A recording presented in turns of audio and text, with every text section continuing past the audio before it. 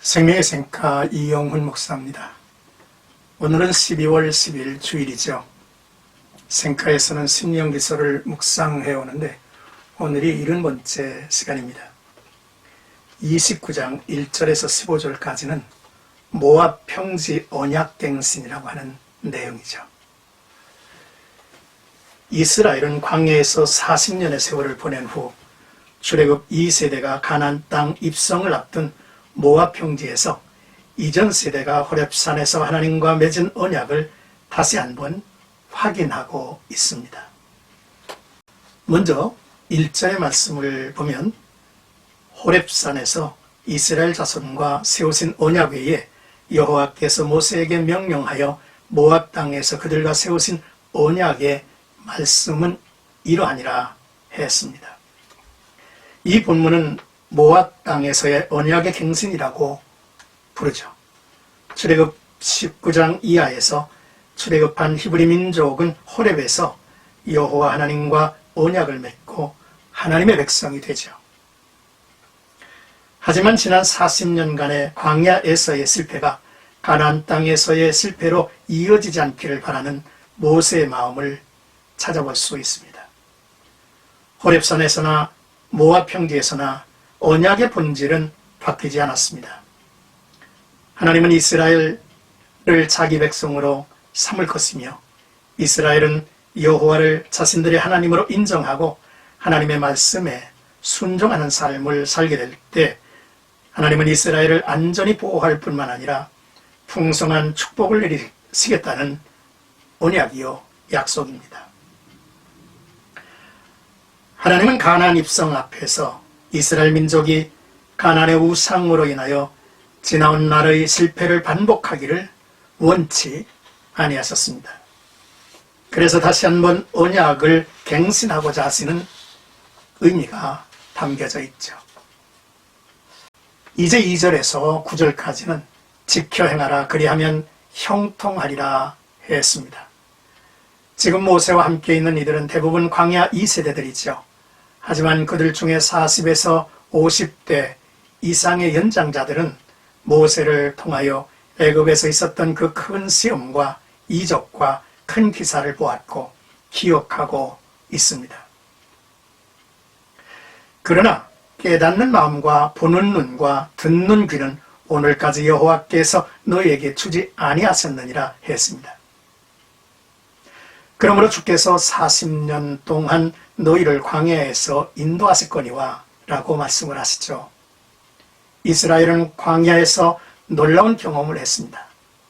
40년 광야에서 옷이 낡아지거나 신이 헤어지지 아니한 것을 경험하였을 뿐만 아니라 광야 생활 동안 떡과 포도주를 먹거나 마시지 못하였다 했습니다. 이것은 사람이 떡으로만 사는 것이 아니라 여호와의 입에서 나오는 모든 말씀으로 사는 줄을 아는 것이 하나님의 은혜이기 까닭이죠.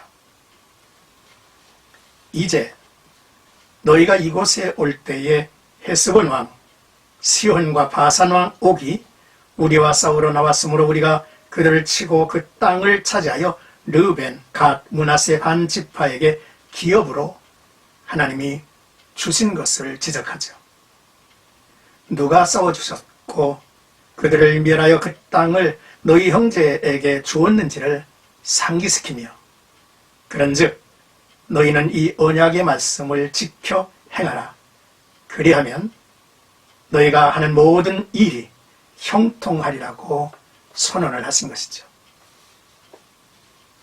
10절에서 15절까지는 하나님의 언약과 맹세의 범위를 말하고 있습니다.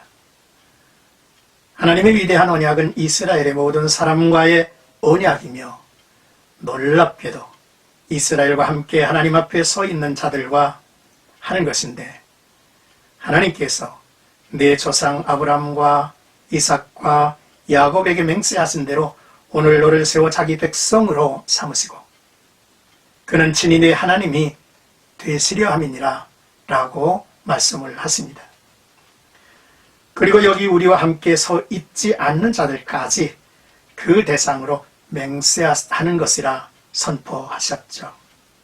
바로 이후에 태어날 그들의 자손까지를 의미합니다. 그러나 하나님은 새 이스라엘이 세워질 긴 앞날을 내다보며 하시는 말씀으로 묵상하게 하죠. 그렇습니다. 여기 모세의 호렙산 언약은 그 대상자를 이스라엘 후손들에게만 국한하고 있다면 예수 그리스도에 의한 새 언약은 시공을 초월할 뿐만 아니라 민족의 장벽 너머에까지 확대될 것입니다. 왜냐하면 오늘날 성도들은 영적인 아브라함 자손이기 때문이지요. 사랑하는 생각가족 여러분, 오늘의 말씀을 묵상하면서 하나님의 언약은 깨달을 때까지 배워야 하고 또 우리의 삶의 곁에 두어서 소홀히 여기거나 잃어버리는 일이 없어야 한다고 하는 사실이죠. 둘째, 하나님의 역사가 우리 가운데 펼쳐진다 할지라도 깨닫는 마음과 보는 눈과 듣는 귀가 없으면 믿음과 삶이 따로 움직이는 것이라는 사실을 알아야 합니다. 그래서 바울은 그의 서신에 계시의 영을 너희에게 주시기를 구한다 했죠.